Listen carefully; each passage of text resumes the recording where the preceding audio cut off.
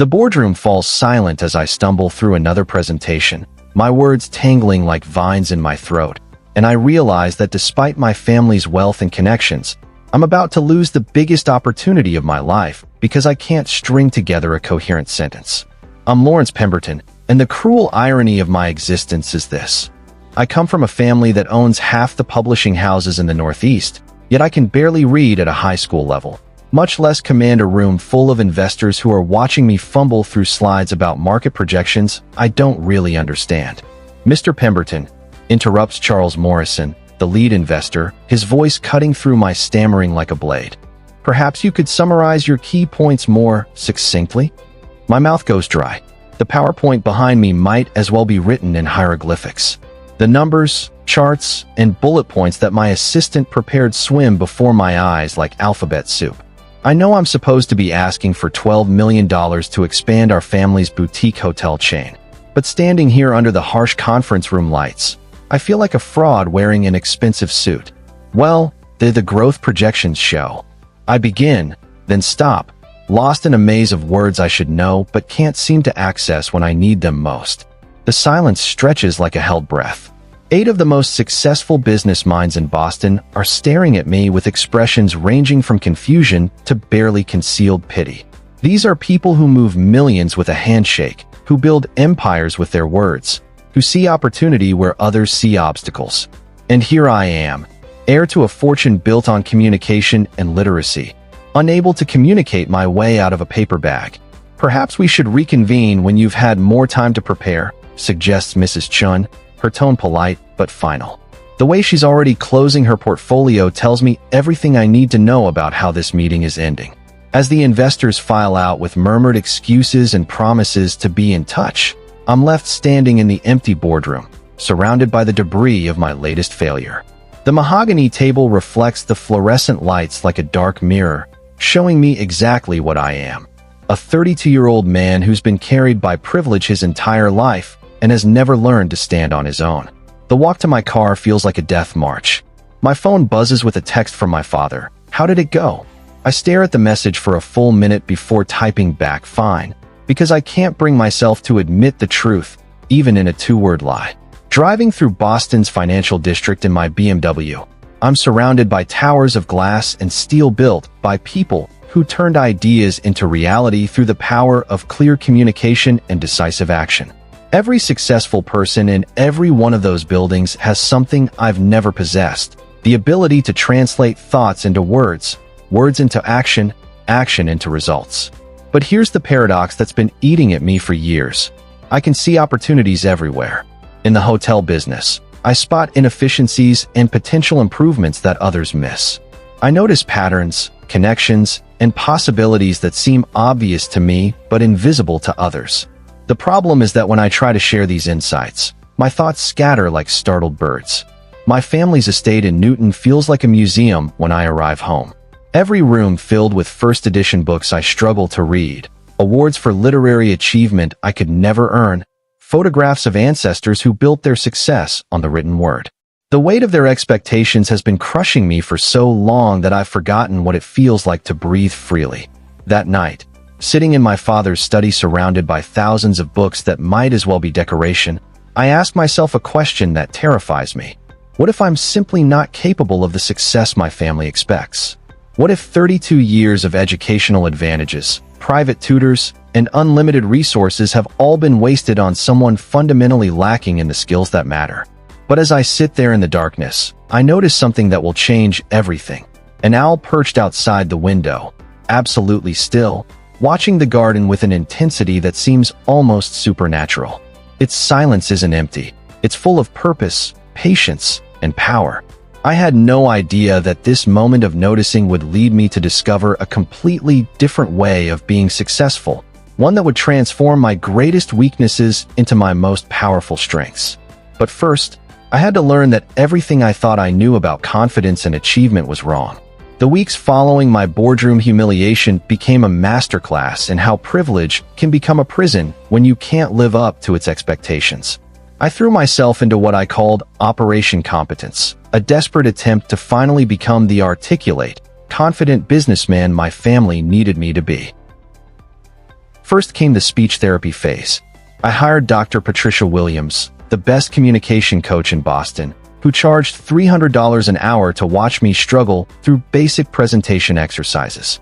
Her office overlooked the Charles River, and during our sessions, I'd find myself staring out at the water, wondering if the rowing crews gliding past had any idea how effortless their coordination looked to someone who couldn't coordinate his own thoughts and words. "Lawrence, you're overthinking," Dr. Williams would say as I fumbled through mock investor pitches. "Just speak naturally." But that was the problem. Nothing about speaking felt natural to me. Every word felt forced, every sentence a minefield of potential mistakes.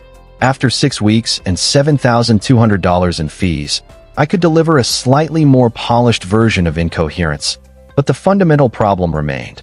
I had no confidence in my own voice. Next came the public speaking bootcamp.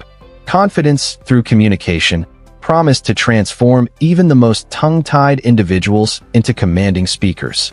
The instructor, a former news anchor named Brad Stevens, had the kind of polished delivery I envied but could never replicate. "Fake it till you make it," Brad would boom, encouraging us to project confidence we didn't feel. "Command the room. Be the alpha." I spent 3 weekends trying to channel my inner alpha, practicing power poses and vocal projection exercises. But every time I attempted to command anything, I felt like a child playing dress-up in his father's clothes. The harder I tried to project confidence, the more artificial and strained I sounded. The breaking point came during our final presentation exercise. I was supposed to deliver a 5-minute pitch about anything I was passionate about.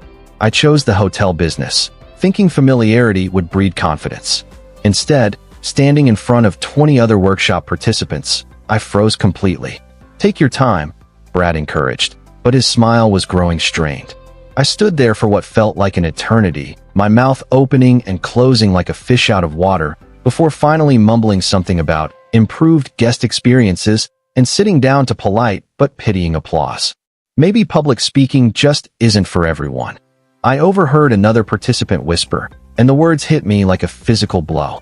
The drive home from that workshop was the lowest point of my adult life. Here I was, someone who'd been given every advantage. The best schools, unlimited resources, family connections that could open any door, and I couldn't even deliver a coherent 5-minute speech about something I actually knew. That night, I did something I'd never done before. I called my younger sister Emma, who was finishing her MBA at Wharton, and admitted my struggles. "Lawrence," she said gently, "you're trying to be someone you're not. You've always been the observant one, the one who notices things others miss. Why are you trying to become a loudmouth when that's not who you are?" "Because loudmouths succeed," I replied. "Quiet people get overlooked." Says who? I couldn't answer that question, mainly because I'd never thought to question the assumption that success required being the loudest person in the room. But Emma's words stayed with me as I continued my futile attempts at transformation. I tried meditation to calm my speaking anxiety, hired an acting coach to help with stage presence, and even considered hypnotherapy to unlock some hidden reservoir of confidence. Nothing worked. If anything, each failed attempt at becoming more vocal and assertive made me more aware of how fundamentally ill-suited I was for the kind of aggressive, fast-talking business world I was supposed to inherit. The final straw came during a family dinner at the Union Club, where my father was entertaining potential partners for a new publishing venture. As usual, I was included in the meeting as the future of the company, and as usual, I sat silently while more articulate people shaped the direction of what was supposed to be my inheritance. "Lawrence has some interesting insights about market trends," my father said at one point, clearly trying to include me in the conversation. All eyes turned to me. I had insights. I could see patterns in the data that others were missing, inefficiencies in their proposed structure that would cause problems later. But when I opened my mouth to share these observations, what came out was a rambling, disjointed mess that made everyone's eyes glaze over. Interesting perspective, one of the partners said diplomatically, but I could see him exchange a glance with my father that said everything about my future prospects. Walking home that night through Boston Common, I found myself drawn to a bench near the pond where I could think without the weight of family expectations pressing down on me. That's when I noticed them. A pair of owls perched in an oak tree, absolutely motionless, watching the world with an intensity that seemed almost mystical. They weren't making a sound, but somehow their presence commanded more respect than all the loud, aggressive people I'd been trying to emulate. There was power in their stillness, wisdom in their silence, strength in their patient observation. For the first time in months, I felt something other than despair. I felt curious. What if I'd been approaching success from completely the wrong direction? What if the traits I was trying to develop weren't the ones I actually needed? But I had no idea how to explore that possibility, or whether someone like me could learn to harness the power of silence and observation instead of fighting against my own nature. I needed someone who understood both business success and the wisdom that comes from watching and waiting rather than speaking and performing. The Audubon Society lecture was the last place I expected to find a business mentor, but desperation had driven me to some unusual places. Predatory intelligence, what owls can teach us about success, was being presented at the Boston Museum of Science, and something about the title resonated with my recent observations of the owls in the common. The speaker was Dr. Jeff Morrison, a wildlife behaviorist from Colorado who'd spent 20 years studying predatory birds. He was nothing like the polished business consultants I'd been working with: flannel shirt, hiking boots, and the kind of quiet confidence that comes from spending more time with animals than boardrooms. "How many of you," Dr. Morrison began, "think predators succeed through aggression and noise?" Most hands in the audience went up, including mine. That's what most people believe, but it's completely wrong. The most successful predators in nature are the ones who've mastered 3 skills that most humans completely ignore: silence, vision, and patience. He clicked to a slide showing a great horned owl in flight, wings spread but making no sound. This owl can fly completely silently through a forest at night, see prey in near total darkness, and wait motionless for hours until the perfect moment to strike. It doesn't announce its presence, doesn't compete for attention, doesn't try to intimidate through size or noise. Yet it's one of the most successful hunters in the animal kingdom. Something about the way he described the owl's approach made my chest tighten with recognition. This wasn't just about birds. This was about a completely different model for success. After the lecture, I approached Dr. Morrison with the kind of desperation usually reserved for emergency rooms. "Dr. Morrison, I think I need to learn how to be more like an owl." He studied me with the same quiet intensity I'd observed in the owls themselves. "Tell me about your situation." For the next 20 minutes, standing in the museum's lobby surrounded by families and school groups, I told a wildlife expert about my business failures, my struggles with communication, and my growing suspicion that everything I'd been taught about confidence was wrong. "Lawrence," Dr. Morrison said when I finished, "you're describing what I call hawk thinking in an owl situation. Hawks succeed through speed, aggression, and overwhelming force. Owls succeed through observation, timing, and precision. You've been trying to be a hawk when you're naturally an owl. But don't owls get overlooked? Passed over for opportunities?" Dr. Morrison smiled. "The last company that consulted with me increased their problem-solving efficiency by 40% by training their executives to use what I call owl strategies: silence for better listening, enhanced observation for pattern recognition, and patience for superior timing." He mentioned research from Stanford's Graduate School of Business showing that executives who spent 60% of their time listening and only 40% speaking were rated as more effective leaders by their teams and achieved better business outcomes than their more talkative counterparts. "But how do you build confidence without being assertive?" I asked. "That's the wrong question," Dr. Morrison replied. "Confidence isn't about being loud or fast. It's about being certain. And certainty comes from having better information than everyone else in the room. Owls are confident because they see things others miss." He pulled out his phone and showed me data from a study he'd conducted with Harvard Business School. We tracked decision-making patterns in 200 executives over 2 years. Those who used what we called predatory patience, gathering more information before acting, made decisions that were 60% more likely to succeed than those who acted quickly. Predatory patience. The ability to wait for the right moment while staying completely focused on your objective. It's not passive waiting, it's active preparation. Owls don't just sit around. They're constantly processing information, tracking patterns, building a complete picture of their environment before they act. Dr. Morrison explained that owls have asymmetrical ear openings that allow them to pinpoint the exact location of prey, even in complete darkness. They've evolved to extract maximum information from minimal input. That's not a weakness, that's a superpower. He referenced research from Dr. John Marsloff at the University of Washington showing that corvids, crows and ravens, who used similar observation-based strategies were able to solve complex problems that stumped more aggressive bird species. The business world is obsessed with speed and volume, Dr. Morrison continued. But the executives who actually create lasting value are usually the ones who see opportunities and threats that others miss, who understand market patterns before they become obvious, who time their moves perfectly. So you're saying my problems aren't actually problems, they're just misdirected strengths? I'm saying you've been trying to succeed like a different species. What if, instead of trying to become more vocal and aggressive, you learn to leverage your natural observation skills and patience? Dr. Morrison handed me his card. Lawrence, I run weekend intensives where I teach business professionals how to apply predatory intelligence to their careers. It's not about becoming more like other people. It's about becoming more like yourself, but strategically. What would that look like? It would look like learning to see what others miss, to listen for information that others ignore, and to time your actions for maximum impact instead of maximum speed. Driving home that night, I felt something I hadn't experienced in years. Excitement about developing my natural abilities instead of fighting against them.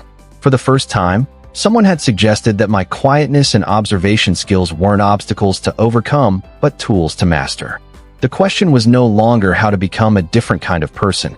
It was how to become the most successful version of the person I already was, an owl in a world full of hawks. Dr. Morrison's Predatory Intelligence workshop took place at a retreat center in the White Mountains of New Hampshire, and from the moment I arrived, everything felt different from the aggressive business seminars I'd endured. Instead of motivational shouting and forced networking, the weekend began with 3 hours of silent observation in the forest. Your first assignment, Dr. Morrison told our group of 12 executives, is to spend the morning watching. No talking, no note-taking, no checking phones. Just observe and process. The silence felt uncomfortable at first. Every instinct told me I should be doing something, saying something, proving my worth somehow. But as the morning progressed, something shifted. Sitting quietly on a fallen log, I began to notice things I'd never seen before. The pattern of bird movements that indicated a hawk overhead, the subtle signs of animal trails through the underbrush, the way different species used different strategies to navigate the same environment. What did you observe? Dr. Morrison asked when we regrouped. For the first time in months, I had something meaningful to contribute. I described the behavioral patterns I'd noticed, the territorial dynamics I'd observed, the way the quieter animals seemed to have more comprehensive awareness of their surroundings than the noisier ones. Excellent, Dr. Morrison said. You've just demonstrated the first principle of OWL strategy. Enhanced observation leads to superior understanding. He introduced us to research from Dr. Adam Grant at Wharton showing that introverted leaders often outperform extroverted ones because they're better at processing information from their environment and their teams. The executives who make the best decisions aren't necessarily the ones who talk the most. They're the ones who observe the most. The next exercise was even more challenging. We had to spend an entire business meeting simulation without speaking unless directly asked a question. The scenario was a mock acquisition negotiation, and my role was to represent the buying company. My first instinct was panic. How could I advocate for my position without speaking? But Dr. Morrison had prepared us. Owls don't hunt by chasing their prey. They hunt by understanding their prey so completely that they know exactly where it's going to be. During the simulation, while other participants argued and negotiated loudly, I focused entirely on observation. I watched body language, listened to the unspoken assumptions behind their arguments, noted the patterns in their decision-making process. When I was finally asked for my position, I had something none of the other participants possessed, a complete understanding of everyone else's actual motivations and constraints. Based on what I've observed, I said, speaking slowly and deliberately, it seems like the real issue isn't price, it's timing. The selling company needs this deal to close before their fiscal year ends, which gives us significant leverage. But they also have technology integration concerns that we haven't addressed, which means they're not just looking for the highest bidder, they're looking for the most reliable partner. The simulation stopped. Dr. Morrison was smiling. How did you know that? I listened to what they weren't saying as much as what they were saying, and I watched how they responded to different proposals. It was the first time in my adult life that I'd felt genuinely confident in a business setting, and it had come not from speaking more, but from observing better. The weekend's most powerful lesson came during what Dr. Morrison called patience training. We were given a complex problem-solving exercise with a catch. We couldn't begin working on solutions until we'd spent a full hour just studying the problem from every angle. Most business failures, Dr. Morrison explained, citing research from MIT Sloan School of Management, come from solving the wrong problem efficiently rather than solving the right problem thoroughly. Owls never waste energy on the wrong target. The exercise was revelatory. By the time we were allowed to start proposing solutions, I understood the problem so completely that the answer seemed obvious. While other participants had rushed to implement quick fixes, my solution addressed the root causes in a way that would prevent the problem from recurring. This is what predatory patience looks like, Dr. Morrison said as he reviewed my work. You didn't just find a solution, you found the right solution because you understood the problem better than anyone else. But the real transformation happened when Dr. Morrison taught us to apply these principles to real business situations. He had us practice what he called strategic silence, using our voice only when we had something uniquely valuable to contribute, rather than speaking to fill space or prove our presence. In nature, he explained, the animals that make the most noise are usually either desperate or trying to scare away competition. The truly confident predators move silently until the moment they strike. Over the following weeks, I began implementing owl strategies in my real business interactions. Instead of trying to dominate conversations, I focused on understanding them completely. Instead of rushing to propose solutions, I spent time ensuring I understood the real problems. Instead of speaking to prove my intelligence, I spoke only when I had insights that others had missed. The results were immediate and dramatic. In family business meetings, my father started asking specifically for my input because my observations were consistently valuable. During investor conversations, my careful questions and thoughtful responses began earning respect instead of pity. Most importantly, I discovered that confidence wasn't something I needed to manufacture through aggression or volume. Confidence was the natural result of knowing I had better information and deeper understanding than anyone else in the room. You're becoming genuinely formidable, Dr. Morrison told me during one of our follow-up calls. Not because you're trying to intimidate anyone, but because you're operating from a position of superior awareness. That's true power. 6 months after that first disastrous investor meeting, I was ready to try again. But this time, I wasn't trying to be someone else. I was ready to show them what an owl could accomplish in a world full of hawks. 8 months after my humiliating boardroom failure, I'm standing in the same conference room, facing the same group of investors. But the man delivering this presentation bears little resemblance to the stammering, desperate person who'd fled this room in shame. This time, I don't have a PowerPoint. I don't have charts and graphs and bullet points. Instead, I have something far more powerful. Complete understanding of exactly what these investors need to hear, delivered with the quiet confidence that comes from knowing I've seen opportunities they've missed. Before we discuss our expansion plans, I begin, my voice calm and measured. I'd like to share what I've observed about the hospitality market that I believe you may have overlooked. For the next 20 minutes, I lay out insights that have emerged from months of careful observation and patient analysis. I've identified patterns in travel behavior that most industry analysts have missed, inefficiencies in competitor operations that create opportunities for us, and market timing factors that make this the perfect moment for strategic growth. I speak slowly, deliberately, pausing frequently to let my points sink in. Each statement is backed by data I've personally verified, trends I've identified through careful observation, and conclusions I've reached through systematic analysis rather than hopeful projection. Your approach is remarkably thorough, Charles Morrison admits when I finish. These insights about the business travel segment, I haven't seen this analysis anywhere else. That's because most people are looking at the obvious metrics, I reply. I've been watching traveler behavior patterns that don't show up in traditional industry reports. The transformation in the room's dynamic is palpable. 8 months ago, these investors saw me as a liability, the weak link in an otherwise solid investment opportunity. Now they're leaning forward, asking detailed questions about my observations, treating me as the source of critical market intelligence. The meeting concludes with a handshake agreement for $15 million, $3 million more than our original request, and a unanimous vote to make me the lead decision-maker for the expansion project. I have to ask, Mrs. Chun says as we're wrapping up, what changed? Your presentation today was completely different from our previous meeting. I learned to stop trying to be someone else, I tell her, and started being myself more strategically. The success of that meeting wasn't luck or coincidence. It was the result of systematically applying what Dr. Morrison had taught me about leveraging natural observation skills, patient analysis, and strategic timing. Over the past 8 months, I transformed from someone who spoke to fill silence into someone who spoke only when I had something valuable to say. But the real transformation went far beyond business success. Using OWL strategies had changed how I approached every aspect of my life. In family discussions, I'd become the person whose input everyone sought because my observations were consistently insightful.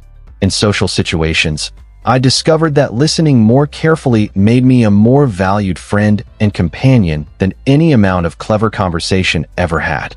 The hotel expansion project became a case study in patient, observation-based strategy. Instead of rushing to open new locations, I spent 6 months visiting potential markets, watching foot traffic patterns, studying local business rhythms, and identifying opportunities that weren't obvious from demographic data alone. You're seeing things that market research missed, my father observed during one of our strategic planning sessions. How are you developing these insights? I'm using what I call the OWL approach, I explained.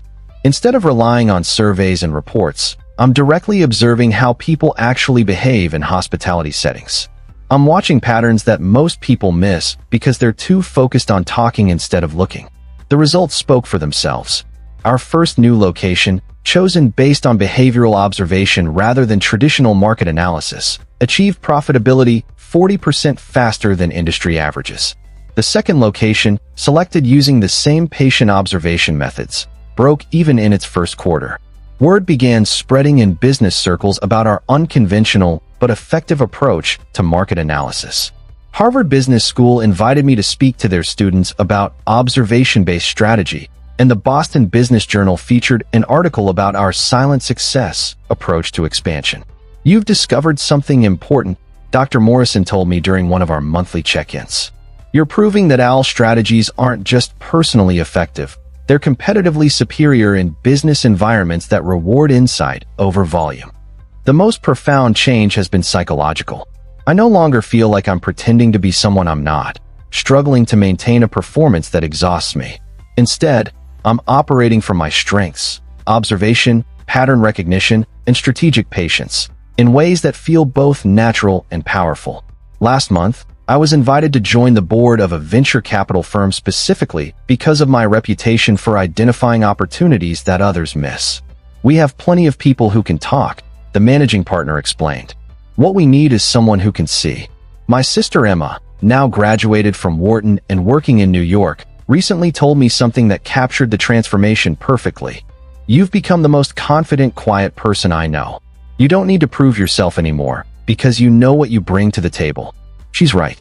The desperate need to be louder, faster, more aggressive has been replaced by quiet certainty about my value. I know that when I speak, people listen, because I've earned the right to be heard through the quality of my observations rather than the volume of my voice. Today, as I prepare for another investor meeting, this time to discuss acquiring a competitor who's struggled with the same market challenges we've mastered through patient observation, I think about that owl I first noticed outside my father's study window. It didn't succeed by being the biggest or loudest bird in the forest. It succeeded by being the most aware, the most patient, and the most precise. For anyone reading this who feels like they don't fit the traditional mold of business success, who struggles with the pressure to be more vocal or aggressive, I want you to know, there's another way. The world needs people who can see what others miss, who can wait for the right moment instead of rushing toward the wrong one, who can operate from deep understanding rather than surface performance. Your quietness isn't a weakness to overcome, it's a strength to leverage. Your tendency to observe rather than perform isn't a limitation, it's a competitive advantage. Your natural patience isn't a character flaw, it's a strategic asset. Learn to be an owl in a world full of hawks. Master the art of seeing clearly, moving silently, and striking precisely. The prey you're hunting, whether it's business success, personal fulfillment, or meaningful impact, will never see you coming.